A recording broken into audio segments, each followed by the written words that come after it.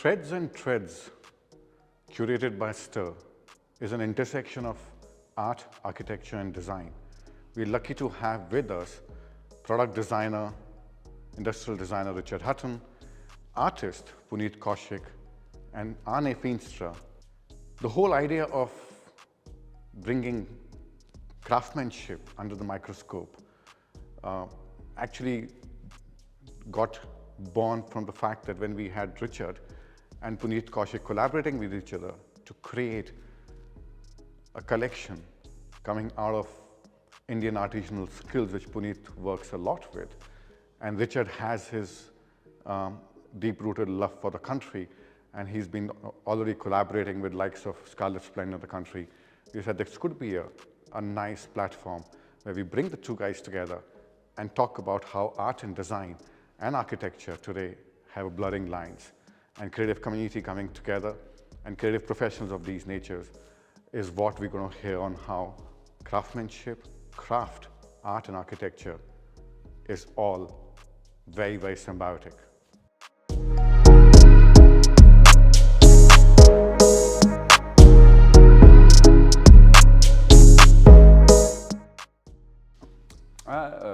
Longevity is super important, sustainability is super important.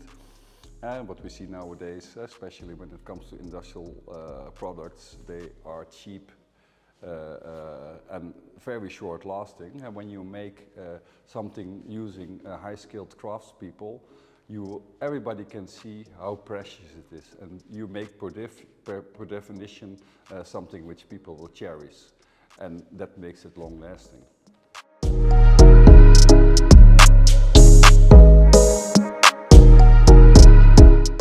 Yes, here on show are some of the designs I did for Scarlet Splendour, and when they approached me I said yes, because they were from India and I love India. And I came up, for example, with the walk chair. Walk is the Dutch word for cloud, and I imagined sitting on a cloud. How nice is that?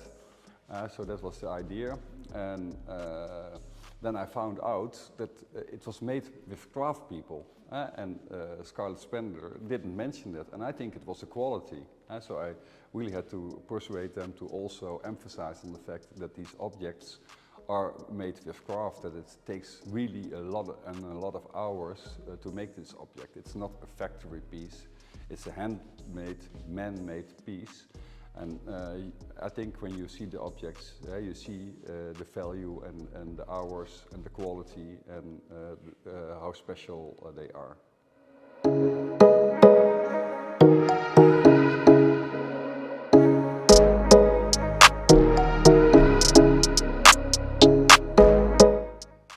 Okay, so all the works that I'm showing are basically works with thread, and they're either woven, crocheted, or tufted, carpet tufted. So it's an entire story about the weave and the thread and the whole idea of, the way some simple thing like a cocoon, from the point of that to the point of the fabric it is. That's how I see life.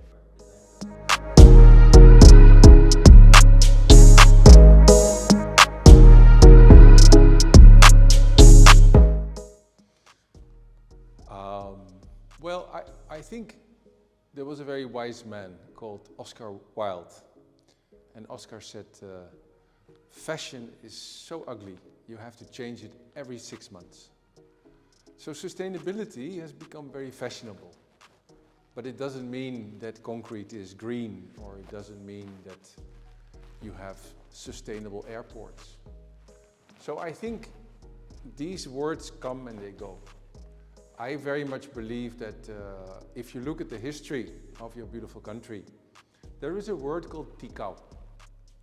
And I believe that tikau is definitely one of the ingredients that is still very much in India, that for sure deals with the subject of real sustainability.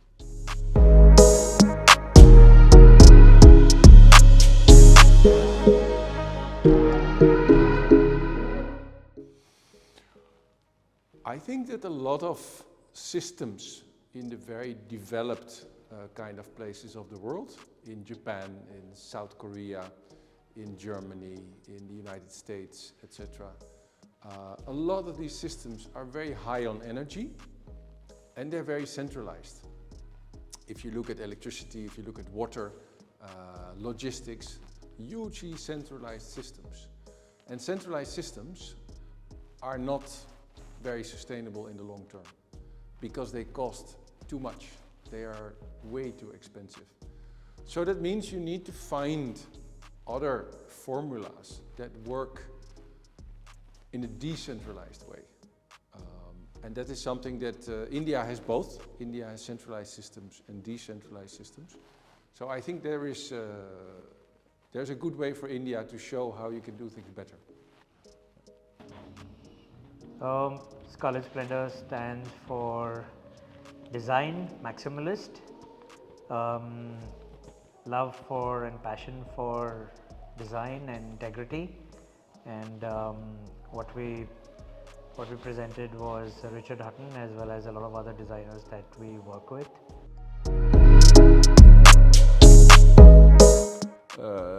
Next for me is mass extinction. We are now in the 6th extinction wave. 65 million years ago we had the 5th extinction wave, which killed all the dinosaurs. We're now in the middle of the 6th one, and if we don't take action now, we all are going to die. So this is really an important time for mankind, and we have to change. I guess it's a journey that just goes without really defining itself in many ways. So that's how I see it. It will be what it will be. Well, I hope tonight we're going to do a big stir. Thank you. My expectations for next from creative community is actually to bridge the gap between how today's youth see their future and how we, sitting at the helm of design, art and architecture, see their future. There's a huge gap there. If you can bridge that, that's what we need to do as global creative professionals.